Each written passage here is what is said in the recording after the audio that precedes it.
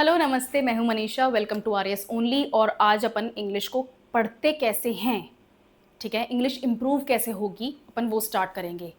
क्यों पढ़नी है इंग्लिश और कैसे पढ़नी है वो मैं आज आपको बताती हूँ। ठीक है, इंग्लिश को आपसे इंट्रोड्यूस करा देती हूँ आज फाइनली।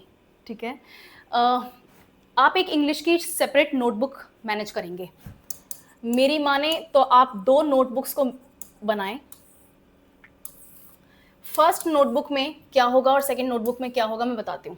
फर्स्ट नोटबुक में आपको वर्ड्स लिखने हैं, उनके सिनोनिम्स लिखने हैं और उनके एंटोनिम्स लिखने हैं। क्या लिखना है? शब्द लिखने हैं, शब्दों के और सिमिलर मीनिंग वाले वर्ड्स कौन से हैं वो लिखने हैं और उनके ऑपोजिट वर्ड्स कौन से हैं वो लिखने हैं। ठीक है, मैं एक्सपेक्ट करती हूँ कि आप एटलीस्ट एक शब्द के 2-2 वर्ड्स लेकर जरूर चलें। जैसे आपने वर्ड यहां पर लिया है प्लांट, पौधा। ठीक है, इसका सिनोनिम क्या हो सकता है? इसका सिनोनिम हो सकता है फोलिएज। जनरली झाड़ियों के लिए फोलिएज यूज किया जाता है, जो हरियाली होती है, छोटी मोटी हरियाली होती है ना, घरों के अंदर गमले लगाते हैं लोग, जो उसके लिए वर्ड फोलिएज यूज किया जाता है, लेकिन वो पौधों का ही होता है फोलिएज। और इसका ऑपोजिट आप कर सकते हैं बैरन, बंजर। ठीक है, बंजर आपके फार्मलैंड के लिए भी यूज हो सकता है। अगर ग्रीनरी है, लश ग्रीन फॉरेस्ट है, उस वहां पर अगर आपको ऑपोजिट यूज करना है तो आप उसको बैरन कह सकते हैं। समझ में आ गया? आपको एटलीस्ट एक नोटबुक इन वर्ड्स की मेंटेन करनी है, ये आपकी वोकैबुलरी की नोटबुक होगी। गुड। दूसरी नोटबुक में आप प्रैक्टिस करेंगे राइटिंग की। राइटिंग प्रैक्टिस कैसे करेंगे? शॉर्ट सिंपल सेंटेंसेस बनाएंगे। सबसे पहले आप बनाएंगे शॉर्ट सिंपल सेंटेंसेस। ये शॉर्ट सिंपल सेंटेंसेस जो होंगे बेसिक इंग्लिश ग्रामर के स्ट्रक्चर को फॉलो करेंगे। सेंटेंस का स्ट्रक्चर क्या होता है मैं फिर से रिपीट कर दूं, मैंने हर क्लास में पढ़ाया है। सब्जेक्ट, वर्ब और फिर लास्ट में ऑब्जेक्ट। कोई ऐसा सेंटेंस जिसमें ऑब्जेक्ट नहीं है चलेगा, लेकिन सब्जेक्ट और वर्ब जरूर होगी। दूसरा, जब आप इस सेंटेंस स्ट्रक्चर को मास्टर कर लेंगे, कम से कम मैं एक्सपेक्ट करती हूँ कि आपने 700-800 सेंटेंसेस लिख लिए, और एक दिन में नहीं करना है, 2-3 महीने लगाओ, आराम से रोज करो, लेकिन डू इट एवरी डे। ये दोनों किताबें आपकी रोज यूज होनी चाहिए। ठीक है, उसके बाद में आप लिखेंगे शॉर्ट स्टोरीज। शॉर्ट स्टोरीज, आप कोई फन स्टोरीज लिखना चाहते हैं, आप कोई मॉरल साइंस की स्टोरीज लिखना चाहते हैं, आप कोई बच्चों के लिए कॉमिक स्ट्रिप्स लिखना चाहते हैं, डजंट मैटर। आप जो लिख रहे हैं वो इंग्लिश में लिखेंगे और आपकी ग्रामर ठीक होगी। अगर आप मिस्टेक कर रहे हैं तो आप वापस ड्राइंग बोर्ड पे जाएंगे, आप अपने स्टेज 1 पे जाएंगे और वहां से सीखेंगे कि आपने कहाँ मिस्टेक की और आपसे मिस्टेक क्यों हो रही है। ठीक है, जब आप ये स्टेज पूरी कर लेंगे, इसका मतलब आपने इंग्लिश सीख ली, यानी कि आपने मेरी सारी क्लासेस देखी हैं, आप मेरी सारी क्लासेस को अटेंड करते हैं और आप सेंटेंस बना पा रहे हैं। ठीक है, ये तीनों काम मैं आपको हर क्लास में करना सिखाऊंगी। आपकी जिम्मेदारी है कि आप इन तीनों को अलग अलग नोटबुक्स में मेंटेन करें। ठीक है, जब आप शॉर्ट स्टोरीज बना लेंगे, लगभग 20-25 सेंटेंसेस आपने बना लिए, यानी कि एक पेज आपने लिखना शुरू कर दिया कंफर्टेबली, ठीक है ना। अब उसमें मिस्टेक्स हो रही हैं, कोई बात नहीं, मिस्टेक्स को अपन ठीक करेंगे ऊपर जाके, लेकिन आपने बिना रुके, बिना थके, बिना परेशान हुए, बिना स्ट्रेस लिए 20 सेंटेंसेस एक बार में, एक दिन में बनाने स्टार्ट कर दिए, तो फिर आप लिखेंगे एसेज। और एसेज आपके फनी टॉपिक्स पे, इंटरेस्टिंग टॉपिक्स पे नहीं होंगे, एसेज आपके टॉपिक्स पे होंगे जो आपके एग्जाम में आते हैं। क्लाइमेट से रिलेटेड हो गया, पॉलिटिकल सिचुएशन से रिलेटेड हो गया, सोशल इश्यूज होते हैं जो बर्निंग इश्यूज होते हैं, करंट अफेयर्स की, आपने कोई, भारत सरकार ने कोई नई पॉलिसी लॉन्च करी है उसके बारे में लिख दिया, गति शक्ति प्लान के बारे में लिखो, वंदे भारत के बारे में लिखो।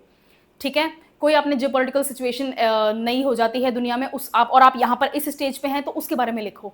2 से 3 पेजेस अगर आप 2 दिन में लिख रहे हैं एक टॉपिक के ऊपर प्रॉपर स्ट्रक्चर फॉलो करके, तो फिर आपने ऐसे राइटिंग को मास्टर कर लिया है। 6 महीने के अंदर अंदर आपका ये वाला काम हो जाना चाहिए। मैं आपको इंग्लिश को यूं नहीं होना चाहिए कि 10 महीने हो गए, 1 साल हो गया, 1.5 साल हो गया इंग्लिश पढ़े जा रहे हैं। इंग्लिश डिफिकल्ट नहीं है, इंग्लिश ईजी है। इंग्लिश ऐसी लैंग्वेज है जो आप सुन के, देख के, प्रैक्टिस करके सीख सकते हैं। सब ऐसे ही सीखते हैं, किसी को बहुत मास्टरी नहीं होती है इंग्लिश में, जो टिपिकल इंग्लिश स्पीकर्स होते हैं वो भी गलतियां करते हैं। मेरे कुछ ब्रिटिश फ्रेंड्स हैं, ऐसी ऐसी गलतियां करते हैं कि मैं गलतियां निकालती हूँ। Brother, it's not your, I mean it's not my first language, तुम्हारी फर्स्ट लैंग्वेज है, मुझे तुम्हारे अंदर गलतियां नहीं निकालनी चाहिए, बट इंग्लिश में गलतियां होना इट्स ओके। गलती हो गई और आपको पता चल गया, that is where you win, वहां आप जीत जाएंगे। ठीक है, ये आपके तपास में 3 काम रोज आपके ये आपका काम रोज होना चाहिए। ये आपका काम मैं मानती हूँ कि कम से कम 20 से 25 दिनों के अंदर अंदर आपका ये काम परफेक्ट हो जाना चाहिए।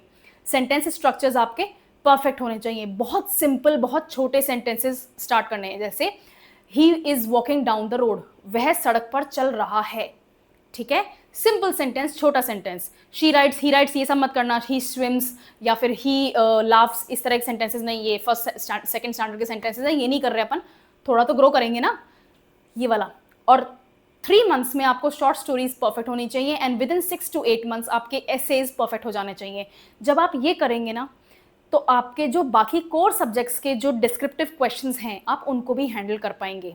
आई एम अज्यूमिंग कि आप करंट अफेयर्स को बिल्कुल अप टू डेट रखने वाले हैं, आप बाकी कोर्स सब्जेक्ट का जो आपका मटेरियल है, कोर्स मटेरियल है, उसके साथ अप टू डेट रहेंगे, तो उसको लिखोगे कब, है ना, वो ये लिखवाएगा, ऐसे आपको लिखवाने में हेल्प करेंगे। If you are not writing, English will not work for you.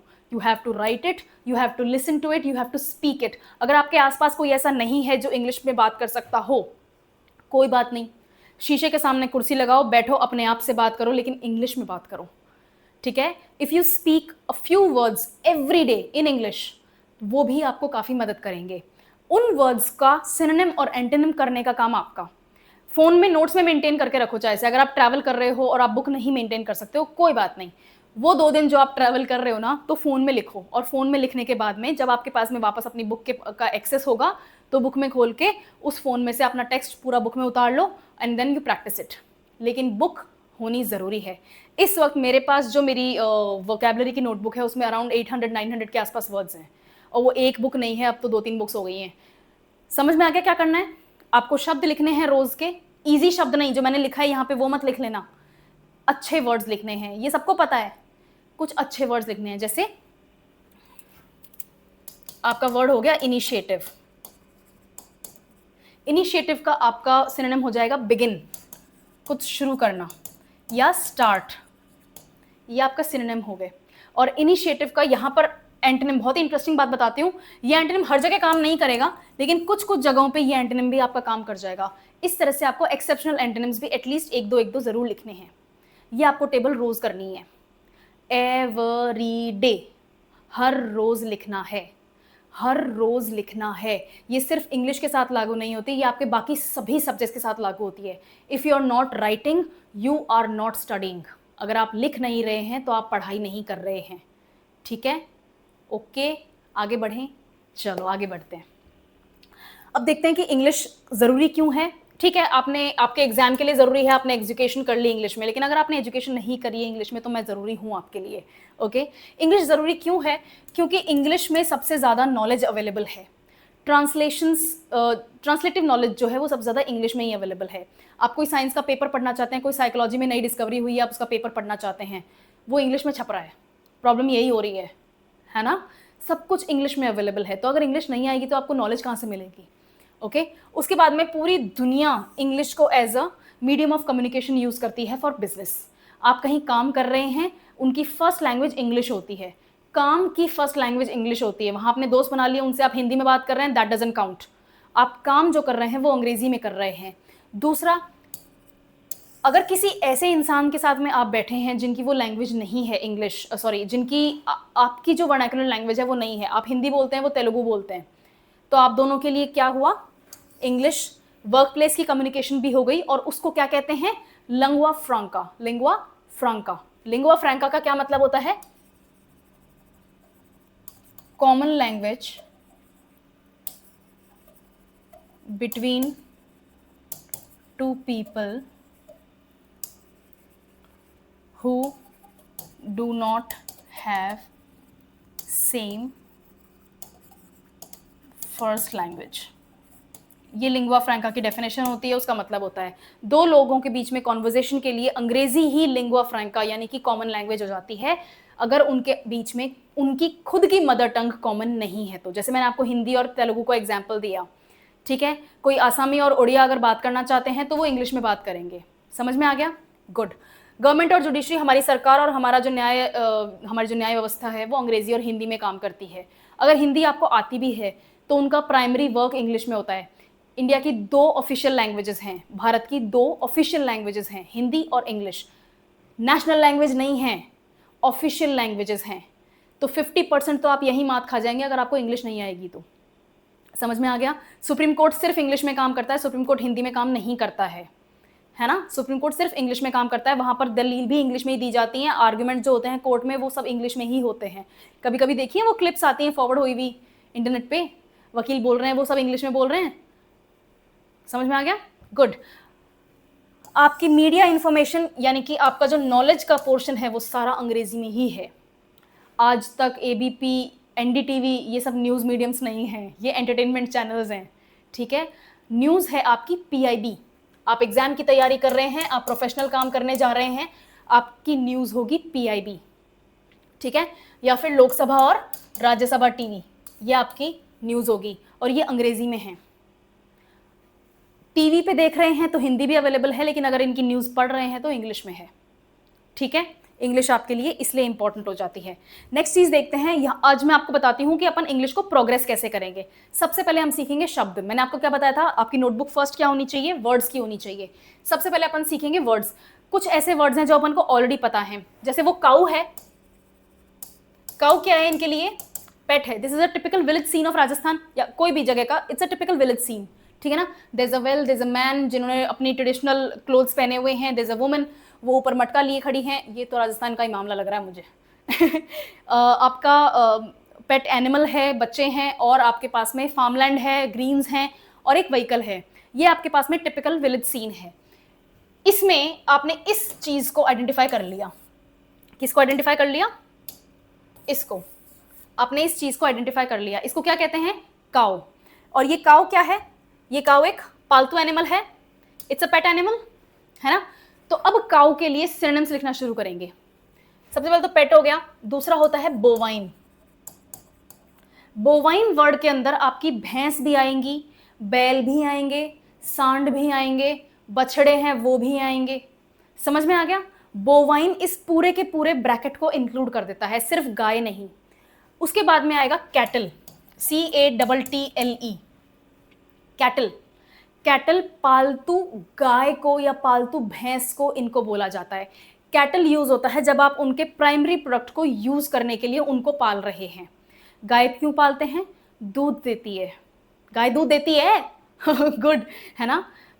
अपन बैल क्यों पालते हैं किसान? क्योंकि वो खेत को वो हार्वेस्ट, सॉरी क्या कहते हैं उसको, खेत जोतने के लिए काम आता है, ठीक है ना? उसके पीछे वो इंस्ट्रूमेंट लगा देते हैं ना जिसके ऐसे दांते होते हैं, आई डोंट नो वो क्या कहते हैं, मुझे लगता है मुझे वोकैबुलरी की जरूरत है, विलेज वोकैबुलरी की, बट ये समझ में आ गया, है ना? इसके अलावा आप काऊ के लिए क्या यूज कर सकते हैं? पेट हो गया, बोवाइन हो गया, कैटल हो गया। अगर आप पेट की बात कर रहे हैं, इस वर्ड की बात कर रहे हैं, तो लोग कुत्ते बिल्ली भी पालते हैं, है ना? उनके शरीर पे क्या होता है? फर होता है। उस पेट के लिए आपके पास में सिनोनिम है फर बेबीज। समझ आ गया? उसी तरह से आपको पीछे क्या नजर आ रहा है? एक ट्रैक्टर नजर आ रहा है। वो क्या है? वो आपका व्हीकल है। वो आपका क्या है? व्हीकल है। उसके अलावा इसके सिनोनिम्स, अगर बहुत ही फार रिमूव्ड सिनोनिम्स की बात करें तो आप यूज कर सकते हैं agent. What is the medium of harvesting? तो मीडियम में भी आ जाएगा। मीडियम भाषा के लिए यूज होता है, व्हीकल के लिए भी यूज हो जाएगा कि आप क्या इस्तेमाल कर रहे हैं खेती करने के लिए।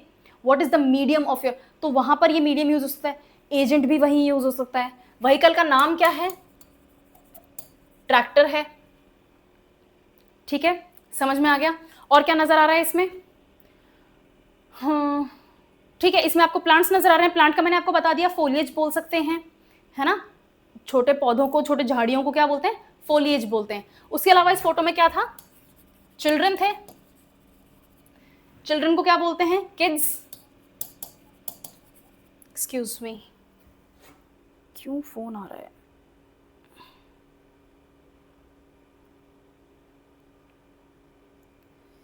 Just a second, I am sorry.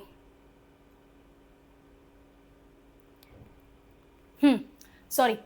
Children को क्या बोलते हैं?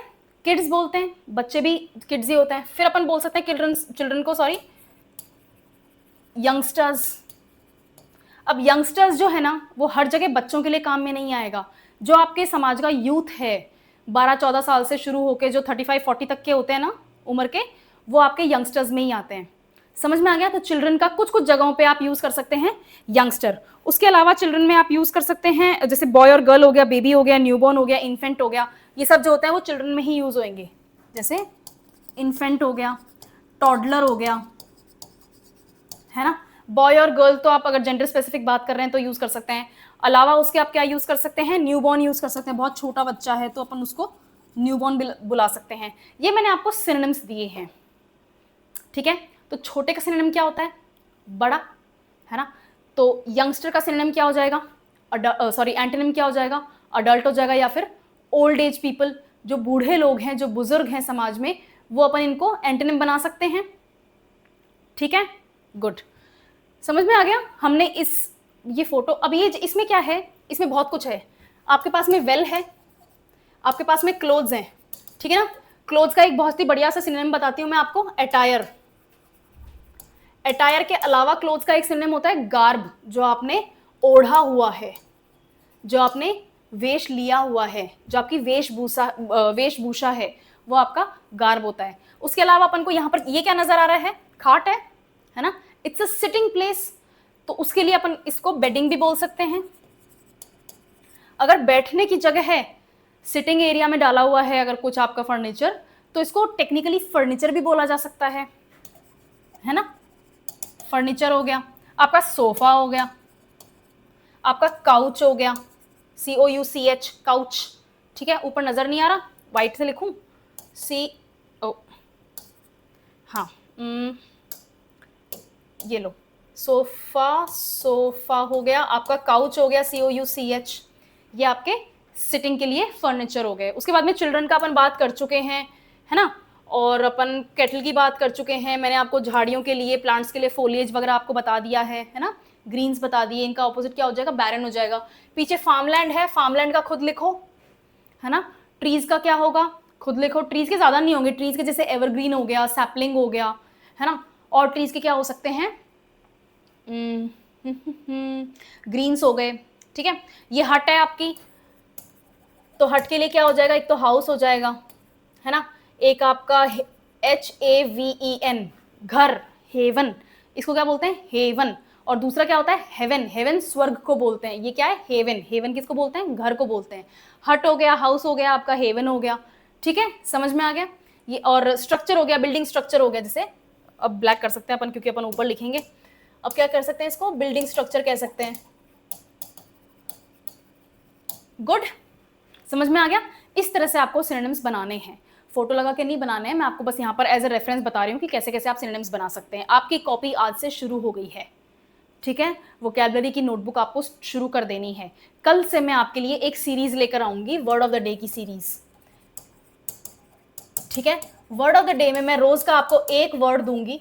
उस एक वर्ड के लिए मैं आपको एक सिनोनिम दूंगी, एक एंटोनिम दूंगी और उसका मीनिंग दूंगी। ये 4 चीजें आप रोज सीखेंगे, लेकिन सिर्फ 4 नहीं सीखेंगे। अगर आपको लगता है कि आप और वर्ड्स मैनेज कर सकते हैं तो करें। ये मिनिमम है, और ये मिनिमम से भी कम ही है। टेक्निकली बताऊं तो आपको ये कम है, ठीक है। ये मैं आपको इनिशिएट करूंगी, मैं आपकी हेल्प करूंगी। उसके बाद में आपको एटलीस्ट एक दो वर्ड्स रोज सीखने हैं। मेरा मानना है कि अगर आप 3 to 5 वर्ड्स रोज सीखते हैं तो ये बहुत है, बहुत है। कोई नहीं कर पाता 10-12 शब्द सीख रहे हैं, वो 4-5 दिन चलता है उनका, फिर वो बोर हो जाते हैं, फिर वो छोड़ देते हैं। वो ज़्यादा खतरनाक है, ठीक है। थकना नहीं है, बोझ नहीं लेना है। स्ट्रेस ले लोगे तो सब्जेक्ट छूट जाएगा, सब्जेक्ट छोड़ना नहीं है। इट्स 80 मार्क्स, 80 नंबर का है ये, ठीक है। चलो नेक्स्ट देखते हैं कि यहाँ पर अपन सेंटेंसेस बनाएंगे। शब्द पहले सीखे, फिर मैंने क्या बताया था आपको, फिर अपन शॉर्ट सेंटेंसेस बनाएंगे। अपन देखते हैं यहाँ पे सेंटेंसेस क्या बना सकते हैं। सबसे पहले तो अपन को ये फार्मलैंड नजर आ रही है, ये लोग बैठे हैं, ये जो महाशय हैं ये कोई ना कोई शिक्षा जरूर दे रहे हैं, और ये ऑफिस अपन को नजर आ रहा है। हम यहाँ पर 4 सेंटेंसेस बना सकते हैं। पहला, the farmlands in my village are lush with ready for harvest लिखते हैं। लश टिपिकल वर्ड हो जाएगा, अपन टिपिकल वर्ड्स नहीं लिख रहे। The farmlands in my village are ready for harvest. जो मतलब फसल है ना मेरे गांव में, वो कटाई के लिए तैयार है, फार्मलैंड वाला। दूसरा, the villagers are getting, monthly ration लिख दें, ऐसे लिखते हैं, villagers are standing in a queue, the villagers are standing in a queue for their monthly ration. ठीक है, गांव वाले जो हैं वो एक लाइन में, एक कतार में खड़े हैं ताकि अपना मंथली राशन ले सकें। तीसरा, the village headman is teaching, teaching नहीं करके अपन लिखते हैं announcing a new scheme for women. महिलाओं के लिए कोई नई स्कीम आई है, तो विलेज हेडमैन जो हैं, जो सरपंच होते हैं हिंदी में, उनको इंग्लिश में क्या बोलते हैं, विलेज हेडमैन बोलते हैं। तो विलेज हेडमैन जो हैं वो उस स्कीम के बारे में लोगों को बता रहे हैं जो सरकार महिलाओं के लिए नई लेकर आई है। और चौथा अपन ने क्या देखा था, पीछे पंचायत कार्यालय था, है ना। द गवर्नमेंट, छोटा नहीं लिखना है, मेरी खुद की आदत है, फिर मेरे को बाद में ध्यान आता है कि आप छोटा नहीं लिख सकते। The government helped construct, funded construction, the government funded construction कर देते हैं, सरकार पैसा देती है, मदद नहीं करती है। Funded construction of a new panchayat office. समझ आया? गुड। ठीक है, 4 सेंटेंसेस बना दिए अपन ने। ये सिंपल सेंटेंसेस हैं, शॉर्ट की ही कैटेगरी में आते हैं, ये लॉन्ग कॉम्प्लेक्स कंपाउंड सेंटेंसेस नहीं हैं। These are easy sentences. इस फोटो में मैंने 4 चीज़ें मार्क करी और उन 4 चीज़ों के अपन ने सेंटेंस बना दिए। समझ आ गया? गुड। आपका सेकेंड स्टेज होना चाहिए ये, जब आप किसी चीज़ को देखें और उसके बारे में सेंटेंसेस बना सकें। मैंने मिस्टेक नहीं करी, लेकिन मैंने बीच बीच में वर्ड्स चेंज करे।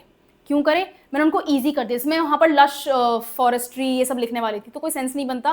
फिर मुझे लश का मीनिंग बताना पड़ता, आपके लिए दूसरा वर्ड फालतू का ऐड हो जाता। अभी अपन वर्ड स्टार्ट नहीं कर रहे, अपन वर्ड्स कल से स्टार्ट कर रहे हैं। The farmlands in my village are ready for harvest.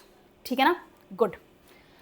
अब देखते हैं यहाँ पर शॉर्ट स्टोरीज कैसे बनानी है। अपन ने वर्ड सीख लिए, सेंटेंसेस बना लिए, शॉर्ट सेंटेंसेस, सिंपल सेंटेंसेस बना लिए। अब अपन सीखेंगे उन सेंटेंसेस से अपन स्टोरी कैसे बनाते हैं। इन 2 फोटोग्राफ्स को देख के अपन को क्या पता चल रहा है? एक फार्मर है और एक रेडी टू सो जो आपका फार्मलैंड है वो है, और उसके अंदर ये जो फार्मर है ये बीज गिरा रहे हैं ताकि यहाँ पर फार्मिंग कर सकें। और ये जो फार्मर है, इनके हाथ में आपको एक सिकल नजर आएगा। अब इसको हिंदी में क्या बोलते हैं आपको पता है, बट ये सिकल होता है, ठीक है ना। इससे आप है ना वो कटाई करते हैं, राइट। तो ये जो कर रहे हैं इसको कहते हैं प्रोसीजर को हार्वेस्ट। हार्वेस्ट करना क्या होता है? फसल की कटाई करना होता है, ठीक है। तो अपन इससे स्टोरी बना सकते हैं। सबसे पहले अपन ने यहाँ इस फोटो में पिक 1 में क्या देखा? सबसे पहले अपन ने इस पिक 1 में एक तो अपन ने फार्मलैंड देख लिया, फार्मलैंड के ऊपर फार्मर है वो देख लिया, ठीक है ना। डे टाइम है ये भी देख लिया, दिन का टाइम हो रहा है ना, रात को थोड़ी होती है फसल, दिन में होती है। डे टाइम देख लिया। फिर अपन ने देख लिया कि यहाँ पर सीड्स हैं और सीड्स को डिस्ट्रीब्यूट किया जा रहा है, ठीक है ना। यहाँ पर अपन ने क्या देखा पिक 2 में? पिक 2 में अपन ने देखा कि अगेन फार्मर है ना, डे टाइम है। लेकिन अगर आप ऊपर डे टाइम ऑलरेडी मेंशन कर चुके हैं स्टोरी में, तो यहाँ पर आपको दोबारा डे टाइम मेंशन करने की जरूरत नहीं है।